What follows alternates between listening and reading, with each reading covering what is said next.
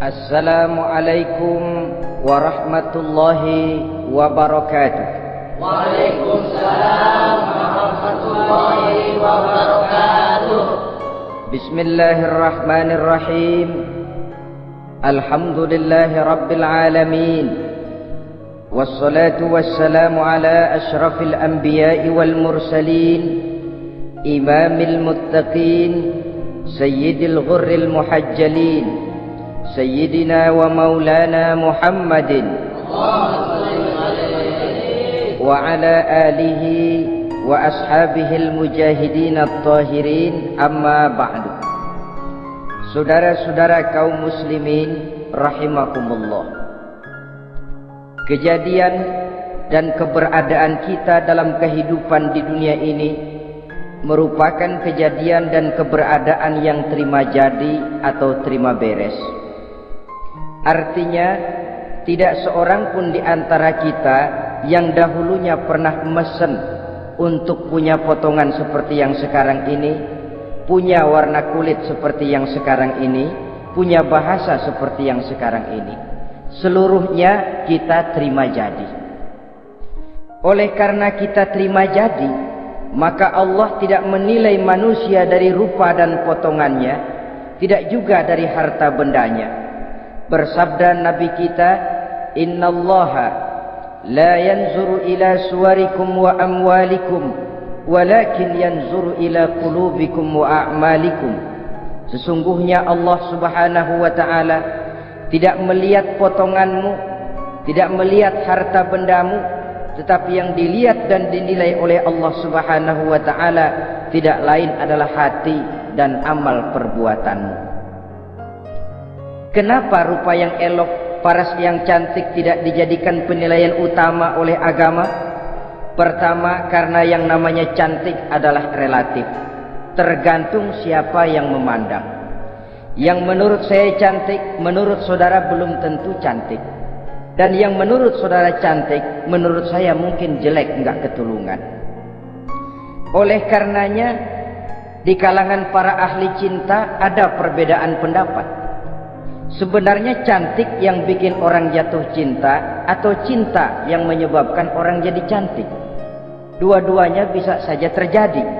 Mungkin karena cantik orang lalu jatuh cinta, mungkin sudah kadong cinta biar gempor cantik juga. Tapi yang jelas cantik adalah relatif. Yang kedua, cantik itu temporer, berubah oleh pergeseran masa dan pertukaran waktu. Tidak ada orang makin ke ujung makin cantik. Sekarang dia sedang sweet 17-an, umur 17-an, of course cantik bukan alam kepala. Seluruh yang ada dalam dirinya menjadi syair di kalangan para remaja. Rambutnya katanya ikal berderai, pipinya bak pauh dilayang, lalu janggutnya katanya macam lebah bergantung, alisnya macam semut beriring. Kalau dia senyum orang pada lemes. Itu sekarang 2, 30, 40 tahun yang akan datang, kalau dia senyum mungkin orang lari semua. Cantik itu temporer. Dan yang ketiga, di atas langit masih ada langit lagi. Di atas yang kita anggap cantik, rupanya masih ada yang lebih cantik lagi. Oleh karena itu, penilaian inti dari agama bukan soal potongan, bukan soal harta benda, tapi hati dan amal perbuatan. Alangkah lebih idealnya lagi kalau hati yang baik dan perbuatan yang baik berada pada rupa yang elok juga. Inilah yang dinamakan kecantikan zahir dan batin. Dan ini yang dimiliki oleh Nabi Allah Yusuf alaihi salam yang akan kita bicarakan pada pertemuan kita kali ini. Pantas kalau pada saat kita berdiri di muka cermin, disunahkan kita membaca doa seperti yang diajarkan Nabi.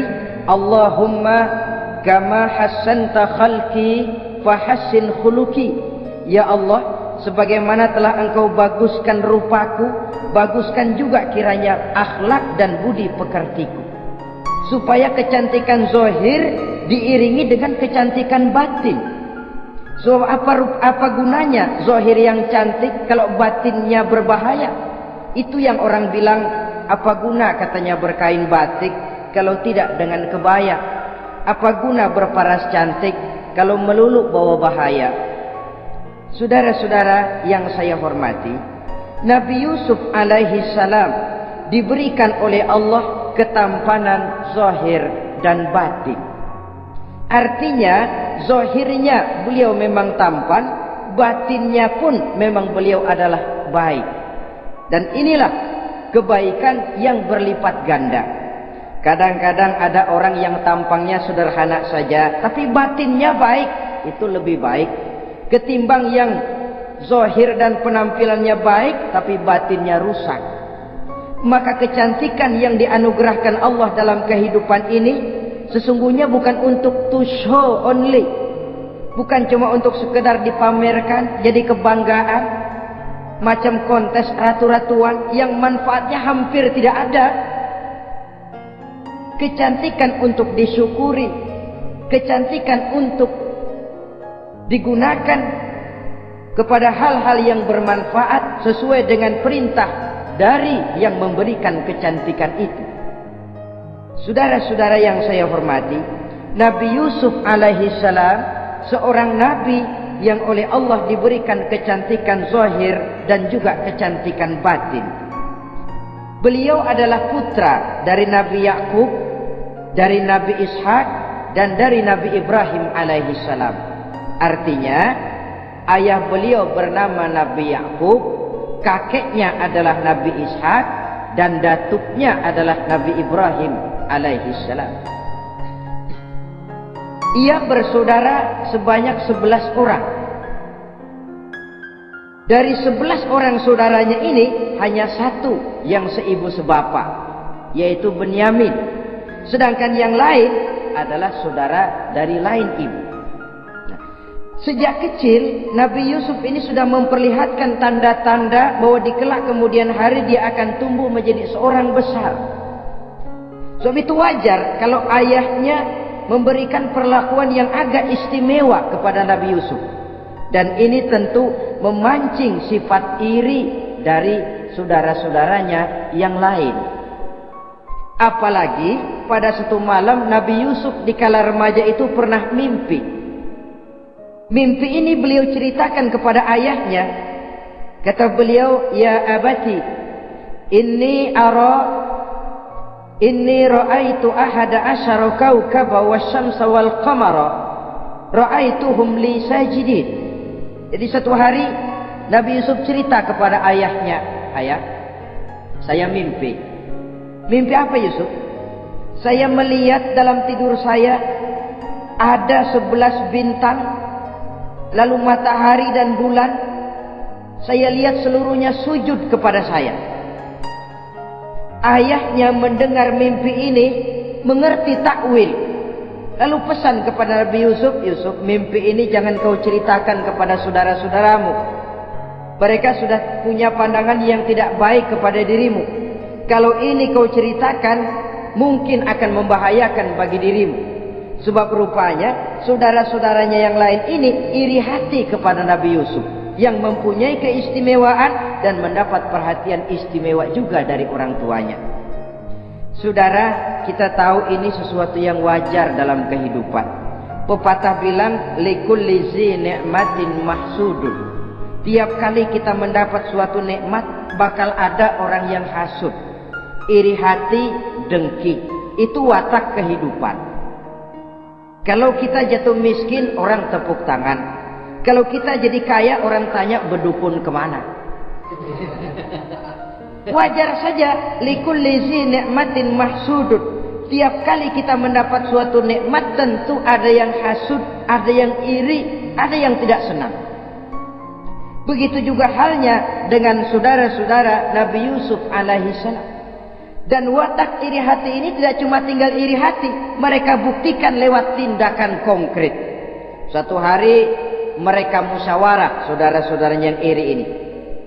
Saudara-saudara, bapak kita enggak adil. Masa Yusuf mendapat perlakuan istimewa? Wa nahnu usbah, sedangkan kita ini golongan yang lebih besar.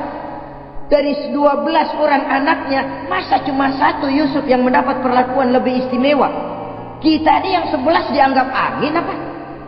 Nggak adil abah kita ini. Iya, tapi caranya bagaimana? Apa kita omelin bapak? Jangan. Habis Yusuf singkirin. Kalau Yusuf nggak ada, kan anaknya tinggal kita. Praktis perhatiannya seluruhnya akan tercurah kepada kita. Nah, saya ingatkan bahwa hasud sering mendorong orang untuk melakukan segala macam cara. Artinya orang itu kalau sudah dibakar sifat dengki, iri hati, dia rela melakukan apa saja. Pertama, agar nikmat yang ada pada diri orang lain hilang. Yang kedua, supaya nikmat itu pindah kepada dirinya. Andai kata tidak pindah kepada dirinya, ya hilang sajalah, jangan orang lain yang dapat nikmat. Ini watak hasud. Ingin nikmat orang lain pindah kepada dirinya, atau hilang walaupun tidak pindah kepada dirinya, tapi yang bersangkutan tidak lagi mendapat nikmat. Untuk itu segala macam cara akan dilaksanakan. Ini dicontohkan dari usaha yang dilaksanakan oleh saudara-saudara Nabi Yusuf alaihissalam. Oke, setuju, kita singkirkan Yusuf. Tapi caranya bagaimana? Gampang. Bunuh saja. Kalau bunuh sih rasa-rasanya tidak sampai hati membunuh Yusuf. Lalu bagaimana? Kita kucilkan saja dia. Kita asingkan dari sini, kita buang jauh-jauh supaya dia tidak ada lagi kelihatan dalam pandangan Abah. Kalau dia sudah tidak ada dalam pandangan Abah, yang dilihat cuma kita, dan seluruh kasih sayangnya akan tercurah kepada kita semua. Nah, setujulah kalau itu. Caranya nanti kita atur belakangan. Jadi satu hari permisilah saudara-saudaranya ini kepada Nabi Yakub. Abah, kami permisi mau pergi main-main dan Yusuf akan kami ajak. Kata Nabi Yakub, saya khawatir. Nabi Yakub sudah melihat gelagat yang tidak baik, sudah ada semacam firasat.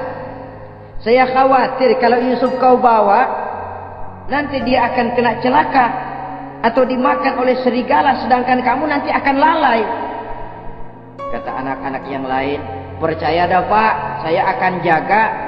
Saya kan saudaranya, masa tega membiarkan Yusuf celaka atau dimakan serigala. Pokoknya aman, sip dah.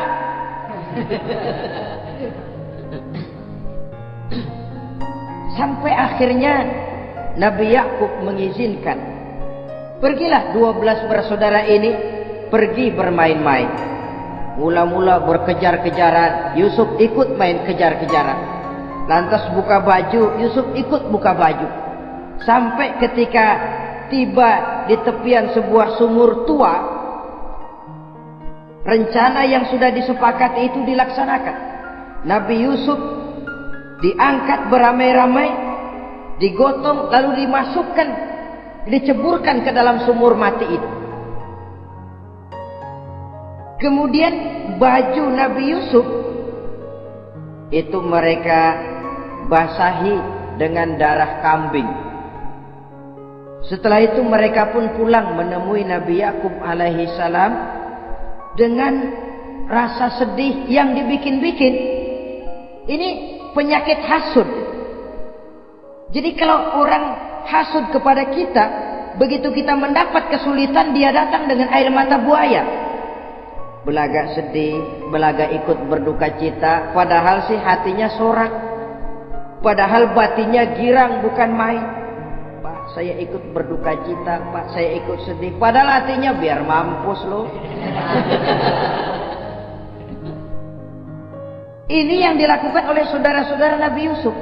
Mereka datang dengan air mata berurai, nangis, Abah. Ketika kami sedang main-main, Abah, kami lupa, kami tinggalkan Yusuf sendirian.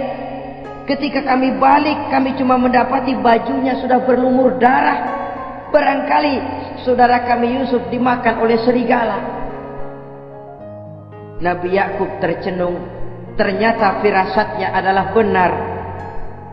Baju Nabi Yusuf itu yang berlumur darah kambing, buatan saudara-saudaranya yang hasut tadi, diciumi dan dipeluk oleh Nabi Yakub. Kepedihan seorang ayah yang ditinggalkan oleh anak tercintanya. Saudara, adapun Nabi Yusuf alaihi salam tercebur di sumur mati itu. Sampai pada suatu hari ada khalifah, ada kafilah niaga dari negeri Madian hendak menuju ke negeri Mesir, lewat di tempat itu. Ketika salah seorang mereka bernama Malik bin Zo'ar hendak mengambil air, timba diturunkan ke dalam sumur. Begitu diangkat, ini air kok berat amat. Makin diangkat, makin berat. Sampai di atas bukan air, orang isinya. Ada orang di ember. Dia lihat rupanya sangat tampan, elok, cantik. Ini barangkali anak bangsawan ini. Parasnya begini cantik, begini tampan. Ini kalau dijual di Mesir nanti tentu harganya mahal nih.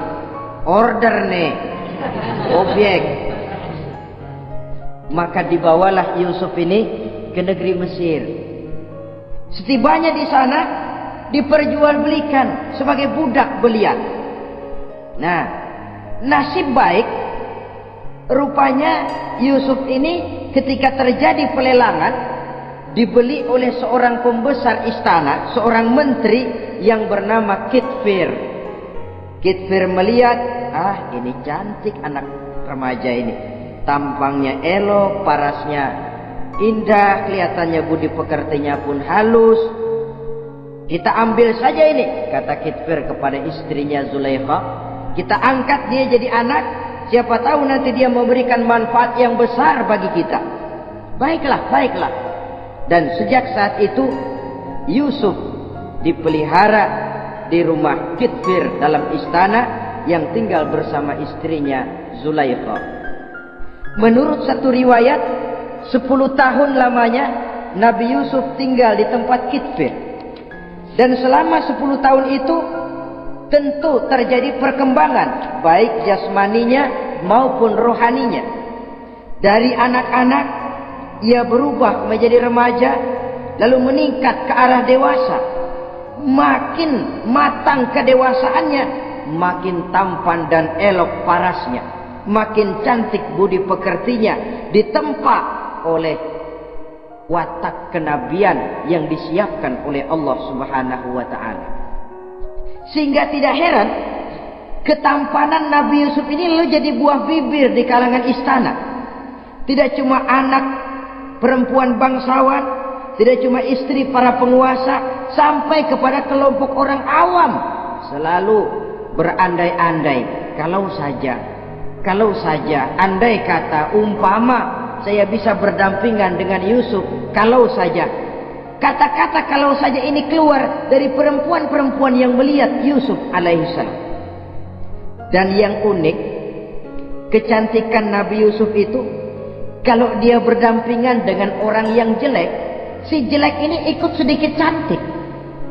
Biasanya kan kalau ada orang ganteng duduk berdampingan sama orang jelek, yang ganteng makin kelihatan kegantengannya, yang jelek makin demek. Itu biasanya. Tapi kecantikan Nabi Yusuf ini tidak mengangkat orang lain. Nah, rupanya yang tertarik kepada ketampanan Nabi Yusuf ini tidak cuma perempuan-perempuan lain, juga termasuk Siti Zulaikha, istri daripada Kitfir yang merupakan ibu angkatnya. Kalau pada mulanya Zulaikha merawat Nabi Yusuf sejak kecil dengan harapan nanti akan membawa manfaat, setelah dilihatnya makin lama makin tampan, makin lama makin cantik, makin lama makin rupawan, berubah rupanya rasa kasih sayang seorang ibu menjadi kasih sayang seorang perempuan kepada laki-laki. Dia merindukan saat-saat di mana dia bisa mencurahkan rasa hatinya itu kepada Nabi Yusuf alaihi salam. Hampir-hampir nyaris Zulaikha ini, kalau istilah anak muda barangkali, siang jadi kenangan, malam jadi impian. Kemanapun dia pergi, bayangan Yusuf juga yang selalu menggodanya. Selalu ditunggunya saat-saat yang mungkin untuk dia bisa menyampaikan hasrat hatinya kepada Nabi Yusuf alaihi salam. Dan saat itu pun datang. Satu hari Kitfir harus menghadiri persidangan negara. Rumah besarnya lenggang, para pembantu kebetulan tidak seorang pun ada di dalam. Inilah saat yang ditunggu-tunggu oleh Zulaikha. Keluarlah ia dari kamarnya dengan pakaian yang tipis sewarna dengan warna kulitnya, sehingga pakaian dalamnya nyaris tembus. Dengan langkah yang diatur sedemikian rupa, memancing rangsangan, ia datang menghampiri Yusuf alaihi salam. Lalu dengan suara lemas memelas, ia pun memanggil, Yusuf, ada apa tuanku? Sini ya. Kalau bahasa kita.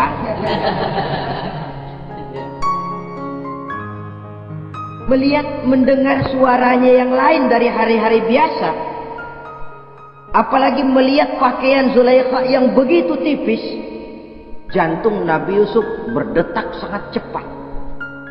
Darah mengalir dengan cepat. Maklum, beliau juga manusia, laki-laki normal terlepas dari kenabiannya. Jantungnya dak dikduk. Kemari Yusuf, sini. Ada apa tuanku? Sudah lama Yusuf. Lama apa tuanku? Saya memendam rindu kepadamu Yusuf. Siang malam engkau juga yang jadi tumpuan harapan saya. Kemanapun saya pergi seakan wajahmu juga yang saya lihat Yusuf. Tidur saya jadi tak nyenyak. Makan saya tak pernah membawa kekenyangan Yusuf. Tidur yang biasanya mendatangkan semangat seolah semuanya pergi meninggalkan saya Yusuf. Hembusan sepoi pagi mengusap bunga merekah dalam taman yang biasanya membawa keindahan, semuanya telah berganti dengan keindahan wajahmu Yusuf. Sinilah sebentar, penuhi hasrat hati saya. Saya segan tuan. Segan kenapa Yusuf? Saya tidak mau mengkhianati tuan saya yang telah berbuat baik kepada saya. Apakah saya juga tidak pernah berbuat baik kepadamu? Benar, tuan juga berbuat baik kepada saya. Tapi pantang saya mengkhianati majikan saya. Yusuf, sekarang kesempatan yang baik. Kitfir, suami saya, sedang menghadiri persidangan penting di negara, di istana, dan rasanya akan lama dia baru kembali. Sementara para pembantu kita tidak ada di sini. Saya malu tuanku, saya segan. Malu kepada siapa? Tidak ada yang tahu, tidak ada yang lihat. Allah. Saya takut, saya malu kepada Allah tuanku. Padahal kalau menurut ukuran hati, Quran menjelaskan walaqad hammat bihi wa hamma biha. Sebenarnya Zulaikha cinta kepada Yusuf, Yusuf pun senang kepada Zulaikha. Saat itu iblis sibuk bukan main memasang jerat, pasang besi berani biar pada nyetrum.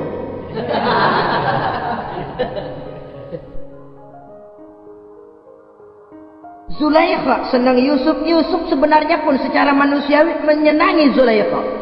Walaula an ra'a burhana rabbih. Tapi Yusuf ketika itu melihat larangan Allah, peringatan Allah. Seolah-olah dia lihat Allah mengatakan, Yusuf, ini letter S. Dilarang parkir di sini. Menurut satu riwayat, Nabi Yusuf melihat ayahnya Nabi Yakub melambai-lambaikan tangan menyetop, seolah-olah melarang dia meneruskan langkahnya. Riwayat lain menjelaskan seolah-olah Nabi Yusuf dibisiki oleh malaikat Jibril, Yusuf, kalau kamu kalah sekarang, kamu sama saja gajah kemasukan semut di kupingnya terus mati. Tapi kalau kamu menang, kamu adalah gajah yang tidak terkalahkan. Ada semut mati oleh, ada gajah mati oleh semut. Alangkah memalukan. Binatang yang begitu besar jatuh hanya oleh binatang yang begitu kecil. Artinya apa? Kau akan jadi orang besar Yusuf. Apakah harus gagal dan jatuh cuma karena bujuk rayu seorang perempuan macam ini? Satu riwayat menjelaskan semacam itu. Sehingga mantap Yusuf, maaf tuanku, saya malu kepada manusia, saya malu kepada majikan, tapi saya lebih malu lagi kepada Allah. Saat ini majikan tidak tahu, orang seorang pun tidak ada yang lihat, tapi Allah pasti lihat. Itu yang saya malu.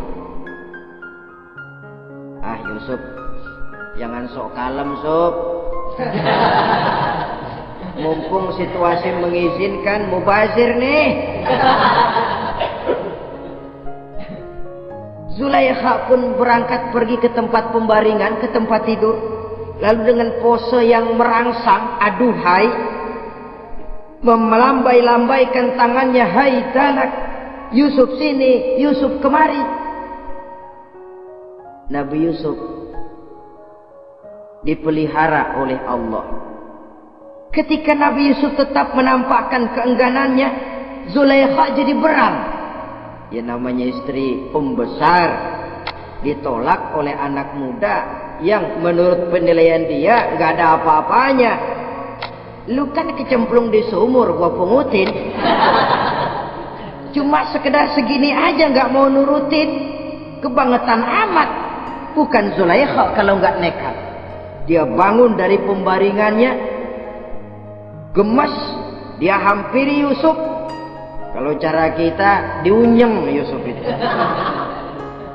Dipaksa Nabi Yusuf berlari ke arah pintu, ditarik bajunya dari belakang oleh Zulaikha, sobek belakang bajunya ini. Begitu baju sobek, pintu terbuka, Kitfir suami Zulaikha datang. Orang Arab bilang yumsak mablul, ketangkep basah. Ketangkep basah.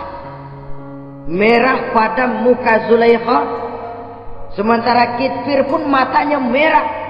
Tapi Nabi Yusuf tenang-tenang saja. Ya wong nggak salah. Tenang-tenang saja Nabi Yusuf. Bukan tenang karena pengalaman, tenang karena memang tidak berbuat yang negatif. Kadang-kadang ada juga yang tenang tapi pengalaman. Oh buaya itu. Sudah ketahuan kepentok, ketangkep hansip, anteng aja. Itu bukan nggak salah, badak. Nabi Yusuf tenang karena memang tidak berbuat salah apapun. Nabi Yusuf tenang karena yakin dirinya benar. Sehingga mantap menghadapi kedatangan Kitfir yang sangat tiba-tiba itu. Adapun Zulaikha ketika melihat suaminya berdiri di muka pintu, cepat-cepat dia berubah siasat. Inilah salah satu kelihayan makhluk bernama perempuan. Dia pandai bersalin rupa, dia pandai bermain minyak di atas air. Melihat suaminya datang, roman mukanya pun menjadi sedih. Air mata berurai membasahi pipi. Papa katanya. Apa balasan bagi orang yang mau menistakan istri papa? Maksudmu apa Zulaikha? Yusuf gile. Dia mencari kesempatan dalam kesempitan. Dia mau menodai kehormatan saya. Dia hendak memperkosa saya. Kata Nabi Yusuf, bukan saya, Tuan. Saya enggak. Yang benar Yusuf, enggak. Zulaikha yang memaksa saya. Betul Zulaikha, tidak. Yusuf yang memaksa saya. Sampai akhirnya salah seorang dari isi rumah itu memberikan jalan keluar. Tuan Kitfir, begini saja. Sulit memang untuk dilacak kebenarannya. Cuma periksa saja baju Yusuf.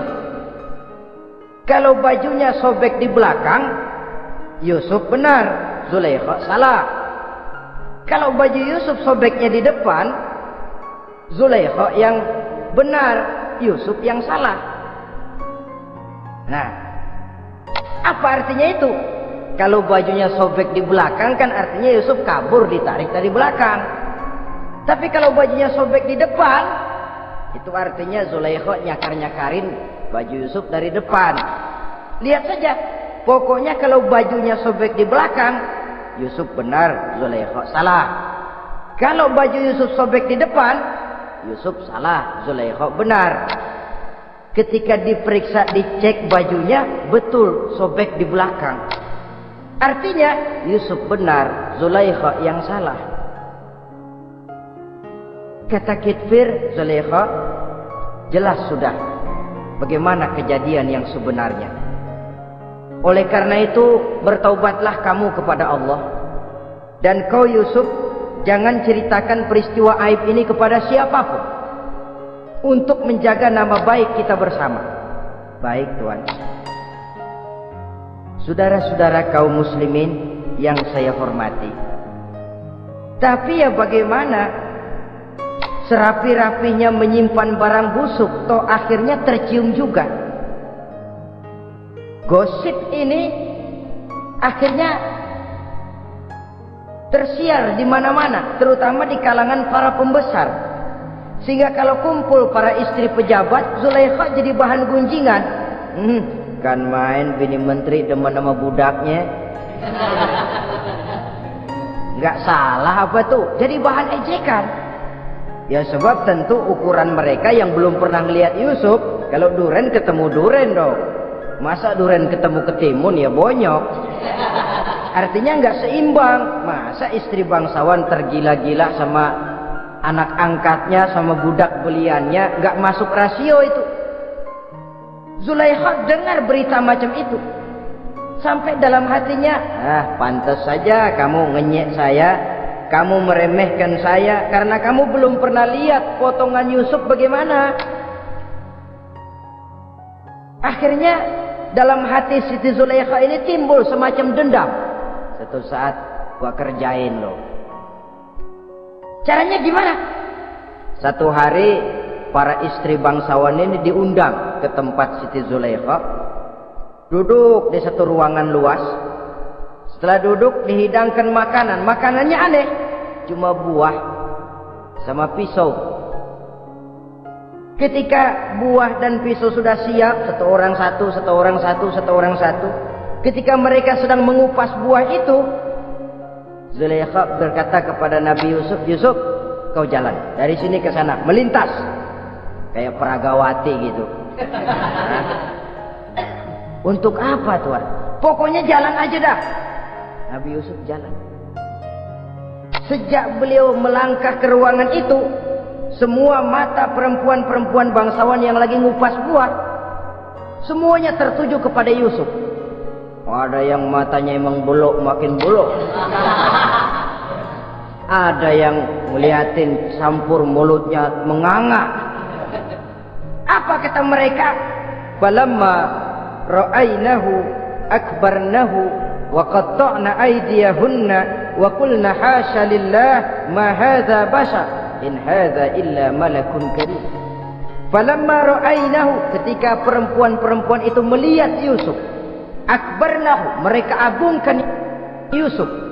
Wa qulna hasya lillah, mereka bilang, ini sih bukan orang nih. Ini malaikat nih. Bukan orang. Orang segini cakepnya. Artinya belum pernah mereka lihat paras yang secantik dan setampan itu. Akibatnya apa? Nggak berasa mau motong buah keiris tangan. Rata-rata perempuan yang ada di situ tangannya pada luka. Kenapa? Mau motong buah, mata kemana, mulut kemana, tangan kepotong. Melihat itu semua, Zulaikha puas. Nah, kamu baru melihat sekejap. Bagaimana saya yang siang malam melihat Yusuf? Bagaimana saya yang tiap saat hidup bersamanya? Bagaimana saya nggak merindukan dia? Ente yang baru pernah melihat sekelebatan udah motong tangan. Saya yang tiap hari sama-sama dia nggak celeng juga udah pantas. Saudara-saudara kaum muslimin yang saya hormati, akhirnya untuk menjaga nama baik keseluruhannya, Nabi Yusuf pun mengalah. Karena berita ini sudah tersiar, Yusuf dipojokkan. Tidak cuma sekedar dipojokkan, beliau dimasukkan ke dalam penjara. Tapi apa kata beliau? Rabbi sijnu ahabbu ilayya mimma yad'unani ilai. Ya Allah, kalau memang karena resiko penolakan saya terhadap ajakan Zulaikha menyebabkan saya harus masuk penjara, penjara lebih saya sukai, penjara lebih saya cintai ketimbang ikut kemauan Zulaikha. Saudara-saudara, kadang-kadang kita berpikir, kalau kesempatan itu datang kepada kita, mampukah kita menjatuhkan pilihan seperti pilihan Nabi Yusuf ini? Lebih baik penjara ketimbang mengikuti bujuk rayu perempuan untuk melakukan perbuatan yang menyeleweng ini. Ini yang dipilih oleh Nabi Yusuf, tegar. Kalau memang sebagai resikonya saya harus masuk penjara, penjara lebih saya cintai, penjara lebih saya suka daripada mengikuti bujukan Zulaikha. Teguh karena suatu prinsip. Bukankah dalam perjuangan menegakkan akidah, kadang kita mendapat piala, tapi tak jarang kita berhadapan dengan penjara. Kadang kita disanjung, kadang kita dicaci. Itu romantika perjalanan dari yang namanya perjuangan. Tapi pilihan harus ada. Ketimbang ikut bujuk rayu perempuan yang mengajak melakukan perbuatan serong, penjara lebih saya cintai. Sudah pada saat hendak diajak tidak ada yang melihat, beliau menolak. Akibat penolakannya pun masuk penjara, tapi penjara lebih menyenangkan hatinya ketimbang hidup merdeka tapi jiwa terpenjara. Inilah Nabi Yusuf barangkali. Biar badan masuk penjara asal jiwa merdeka. Kita sekarang sebaliknya. Jiwa terpenjara tidak jadi soal asal badan merdeka. Maka jiwa kita sering dijajah. Entah dijajah harta, entah dijajah pangkat dan jabatan, entah dijajah iblis. Jiwa kita yang terpenjara sementara badan kita merdeka. Nabi Yusuf tidak. Biarlah badan di penjara asal jiwa merdeka untuk menegakkan sesuatu yang hak. Saudara-saudara yang saya hormati, adapun di dalam penjara itu Nabi Yusuf satu sel dengan 2 orang bekas pelayan istana yang dituduh menaruh racun ke dalam hidangan yang hendak disajikan kepada raja. Yang satu tukang ngatur minuman, yang satu tukang ngatur makanan untuk raja. Siapa yang naruh racun nggak jelas, tapi dua-duanya ditahan. Sampai satu malam, teman satu sel ini dua-duanya ngobrol kepada Nabi Yusuf. Yusuf, kami ini dipenjara karena dituduh menaruh racun ke dalam hidangan yang dihidangkan kepada baginda raja. Siapa yang salah kami sendiri tidak tahu. Saya enggak ngerasa naruh racun, kata yang tukang ngatur minum. Saya juga enggak, kata yang tukang ngatur makan. Sampai satu malam mimpi. Mimpi itu diceritakan kepada Nabi Yusuf. Kata yang tukang ngatur minuman, Yusuf, saya mimpi saya memeras anggur lalu menghidangkannya kepada baginda raja. Apa arti mimpi saya? Kata yang tukang hidangin makanan, kalau saya Yusuf, saya ngimpi menjunjung roti di atas kepala saya, itu roti dipatokin burung. Apa arti mimpi saya? Saudara-saudara, Nabi Yusuf tersenyum. Adapun kamu yang mimpi memerah anggur, kamu akan keluar dari penjara bebas dan akan kerja lagi di istana. Adapun kamu yang mimpi menjunjung roti dipatokin burung, kamu akan dihukum mati, disalib, dan kepalamu akan dipatokin oleh burung. Ini tukang roti ngotot, bisa aja lu ah. Ya lempengan apa seramalannya? Ya bukan soal bisa nggak bisa, lihat aja kenyataannya. Cuma kepada kamu yang tukang ngatur minuman, saya pesan, kalau nanti kamu bebas kembali di istana raja, tolong ceritakan ihwal saya kepada baginda raja ini. Saya mendekam di penjara ini tanpa berbuat salah apapun. Baik, insya Allah Yusuf. Dan ketika persidangan memutuskan seperti tepat yang diramalkan Nabi Yusuf, Si tukang menghidangkan makanan dihukum mati, si tukang menghidangkan minuman kembali kerja di istana. Tapi begitu kerja, dia lupa sama pesan Nabi Yusuf. Itu biasanya watak orang memang begitu. Kalau dalam keadaan kepepet, macam-macam janjinya. Begitu keadaannya longgar, lupa sama janjinya. Sehingga ada pepatah katanya, nolongin anjing kejepit. Waktu kejepit, kaing-kaing minta ditolongin. Begitu darah ditolongin, yang nolongin bisa digigit. Saudara hadirin yang saya hormati, sampai bertahun-tahun Nabi Yusuf mendekam dalam penjara. Tapi itulah yang menambah kedewasaannya. Maka orang beriman ya, yang mantap nilai imannya, tempat tidak jadi soal.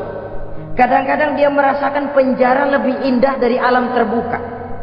Banyak orang-orang beriman yang justru di penjara menghasilkan karya-karya besar. Kita tahu misalnya almarhum Hamka justru di penjara bisa menyelesaikan tafsir Al-Azharnya, salah satu karya besar pujangga terkemuka ini. Macam Hasan Al-Banna, Abdul Qadir Audah, dan banyak lagi tokoh-tokoh Ikhwanul Muslimin merasakan justru penjara itu bagaikan surga. Kenapa? Mereka yakin di penjara untuk sesuatu yang benar, maka tempat tidak pernah jadi masalah. Kalau jiwa merdeka puluhan tahun mendekam di penjara, tidak akan merupakan satu rasa yang lama. Kenapa? Jiwa tidak bisa dibatasi oleh ruangan 2x3 meter. Jiwa yang merdeka tidak bisa dibatasi dengan teralis besi. Jiwa yang merdeka tidak bisa dibatasi dengan dinding tembok yang tebal.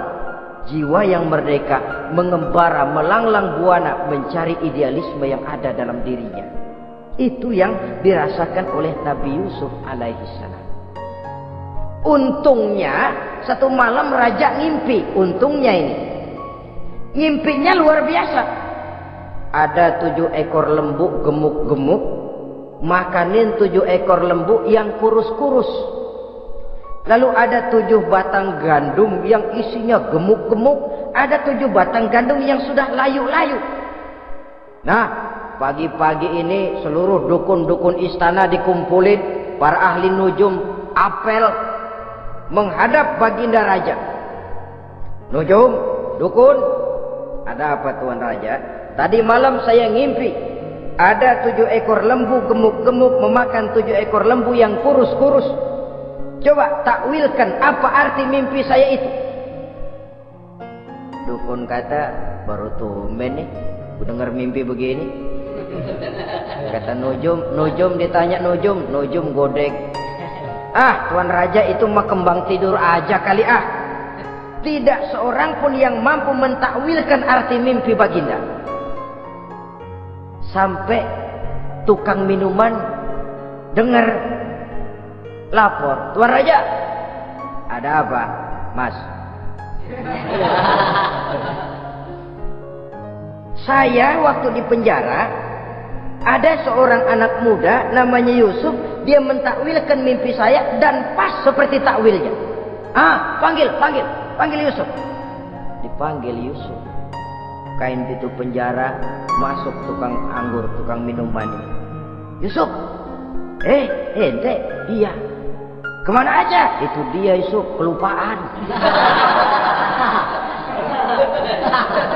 Ya kalau kelupaan sehari 2 hari barangkali bisa ditolerir, kelupaan bisa tahunan.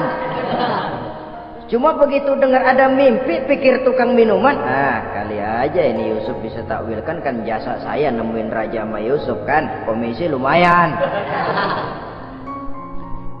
Begini Yusuf, baginda raja mimpi begini-begini, barangkali kau bisa takwilkan, kau dipanggil menghadap tuan raja. Berangkatlah Yusuf menghadap tuan raja. Sesampainya di sana, mohon maaf tuan raja, menurut takwil saya, arti mimpi tuan raja itu akan datang satu masa di mana 7 tahun lamanya negara ini subur, makmur, aman, tentram, gemah repah loh jenawi, toto tentrem kertora harjo. Tapi akan datang setelah itu 7 tahun lamanya di mana musim kemarau membahana, tanah menjadi kering, panen gagal, rakyat diancam kelaparan. dan kita harus siap-siap untuk itu. Itu takwil mimpi Tuhan. Caranya bagaimana, Yusuf, mengatasi krisis kelaparan ini? Ya, kita bikinlah gudang-gudang untuk menyimpan makanan. Kalau lagi panen jangan mumpung. Ingat pada satu saat kita akan paceklik. Sehingga kata orang-orang tua dulu, kalau lagi sehat, ingat dong bakalan sakit. Kalau lagi kaya, ingat dong bakalan miskin.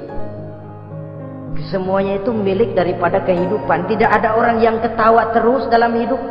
Tidak ada orang yang nangis terus. Semuanya silih berganti, datang pergi, patah tumbuh, hilang berganti. Dunia hari ini bikin kita ketawa, besok dia buat kita menangis. Hari ini dibuatnya kita senyum, besok dibuatnya kita berbunda urai air mata. Hari ini dijadikannya kita kaya, besok dijadikannya kita kere. Pantas kalau orang bilang wamal hayatud dunya, Allah mengatakan wamal hayatud dunya illa lahun wa la'ib. Hidup dunia ini cuma sandiwara. Tiap kita sekarang sedang memegang peranan. Ketika memegang peranan, ya jadi orang kaya peranan, jadi kiai peranan, jadi jenderal peranan. Sama saja dengan wayang golek. Gatot Kaca yang bertulang kawat berotot baja, punya ajian beraja musti, gagah perkasa, bisa terbang di angkasa. Hebat perkasa Gatot Kaca. Kapan? Waktu dipegang dalang. Betul apa benar? Gagahnya Gatot Kaca, sakti mandragunanya sang Gatot Kaca. Kapan itu? Waktu dipegang dalang. Begitu peranannya selesai, sama dalang dimasukin ke kotak, diam aja Gatot Kaca. Terbang kek? Enggak, diam aja. Begitulah kehidupan ini. Gagah kita menyandang bintang 4 di pundak. Gagah kita membawa harta yang banyak. Gagah kita membawa jabatan ini dan itu. Waktu oleh sang sutradara dimasukkan ke dalam lubang yang luasnya tidak lebih 1 kali 2 meter, nggak bekutik, nggak ada yang lawan. Jenderal yang berbintang 4 dilonjorin, dia yang lihat anteng aja. Habis peranan sudah sampai di situ. So itu wajar. Kata Nabi Yusuf, kalau lagi panen, ingat pada suatu saat kita akan paceklik. Jangan giliran panen besar. Di daerah-daerah kita lihat sudah panen pesta pora. Bukan bersyukur kepada Allah, tapi kegembiraan itu diwujudkan dalam bentuk lain. Tontonan yang membuat lupa diri, bermabuk-mabukan. Sehingga kadang-kadang kalau di daerah itu katanya kalau musim panen, musim kawin. Musim paceklik, musim cerai. Saudara-saudara kaum muslimin yang saya hormati, karena itu dalam satu hadis Nabi ingatkan, ta'arraf ilallah firraha ya'rifka fisyiddah. Ingatlah kepada Allah di waktu kamu senang, supaya Allah ingat kepadamu waktu kamu susah. Kalau waktu senang kita lupa kepada Allah, ya wajar kalau waktu susah Allah juga lupain kita. Dalam terjemahannya dengan kehidupan beragama, wa man a'rada an zikri fa inna lahu ma'isyatan dhanka wa nahsyuruhu yaumal qiyamati a'ma. Siapa yang berpaling daripada peringatanku, kata Allah, aku akan berikan dia penghidupan dan kehidupan yang sempit. Sempit itu apa lalu tidak punya duit? Punya duit. Apa tidak punya harta? Banyak harta. Tapi banyaknya harta, tumpukan duit tidak membuat hatinya makin luas, tidak membuat hidupnya makin lapang. Sempit, sempit, dan sempit itu azab. Yang paling celaka, wa nahsyuruhu yaumal qiyamati a'ma. Di akhirat kami kumpulkan dia bersama orang-orang buta. Allahu Akbar. Di padang mahsyar, dikala orang sibuk, pusing dengan urusan masing-masing, buta lagi. Yang nggak buta aja pusing. Mereka teriak-teriak, qala rabbi lima hasyartani a'ma wa qad kuntu basira. Ya Allah, kenapa kami buta padahal waktu di dunia kami melihat? Allah jawabnya enak aja, kadzalika atatska ayatuna fanasitaha wa kadzalika al-yauma tunsa. Rasain dulu. Dulu waktu di dunia datang peringatanku pada belaga pilon, kamu lupakan, sekarang juga pantas kamu dilupakan. Waktu susah kamu lupa, waktu senang kamu lupa Allah. Waktu susah juga pantas kamu dilupakan Allah. Waktu di dunia kau berpaling dari peringatan Allah, kalau sekarang Allah berpaling kepadamu juga adil.